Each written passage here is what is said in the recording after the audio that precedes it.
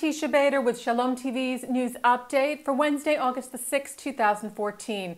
The man thought to be the head of the terror cell responsible for the kidnapping and murder of 3 Israeli teenagers, Eyal Yifrach, Gilad Shaar, and Naftali Frankel, has been caught by Israeli forces. Hussam Kawazme was reportedly arrested a few weeks ago in East Jerusalem. A gag order on his arrest and investigation was lifted late yesterday.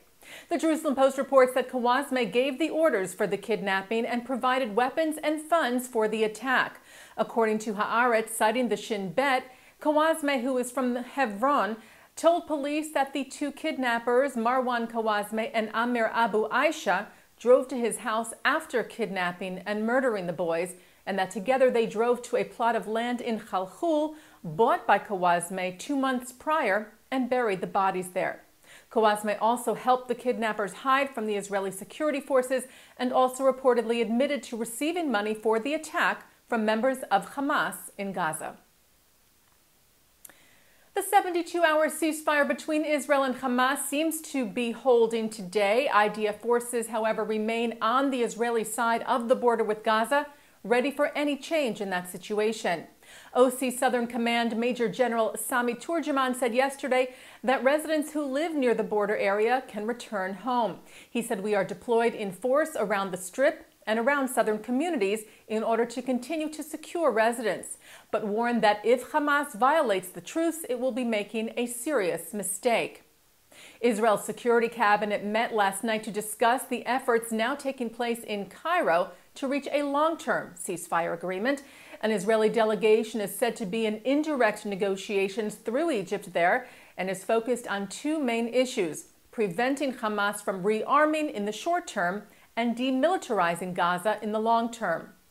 The Jerusalem Post also reported today that Lebanon's Al Mayadeen TV reported early this morning that Egyptian delegates suggested to Israeli and Palestinian teams in Cairo to extend the current 72-hour ceasefire to 120 hours.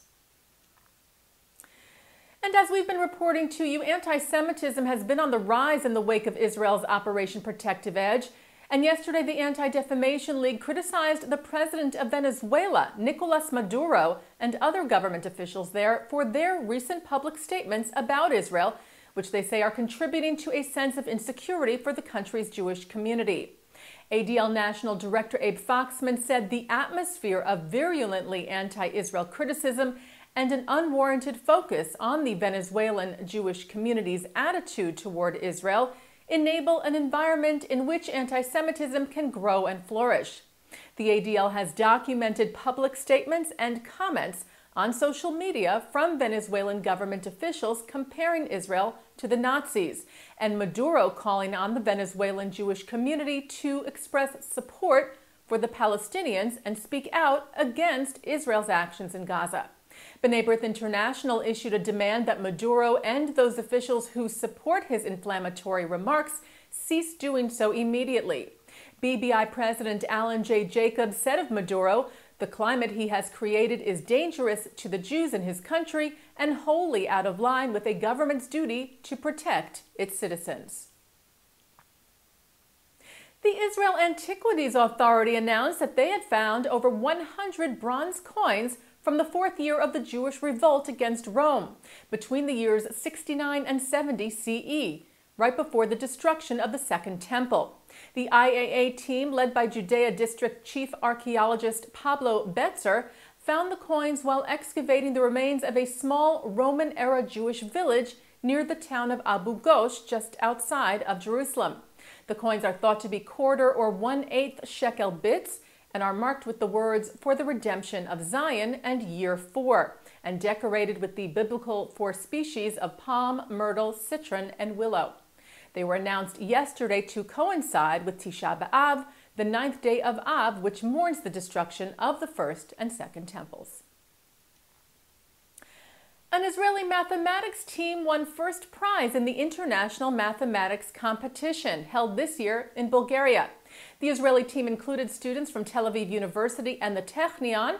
The competition has been held annually for the last 20 years, and this was the first time that Israel won, taking first place after competing against 72 other groups from universities around the world. And turning now to our Shalom TV programming for tonight, Wednesday, August the 6th. Coming up after the news, In the News with Mark Golub. At 7:30, a memorial service for the kidnapped and murdered Israeli teens Eyal Yifrach, Gilad Shar, and Naftali Frankel from the Jewish Center in New York City, with Israeli Consul General Ido Aharoni, Senator Chuck Schumer, Rabbi Joseph Potasnik, and others. That was organized by the JCRC, the UJA Federation of New York, and the New York Board of Rabbis. And later tonight at 9 o'clock, Efrat Rabbi Shlomo Riskin talks about the conflict in Gaza and prospects for Israeli-Palestinian peace. That's tonight here on Shalom TV and shalomtv.com.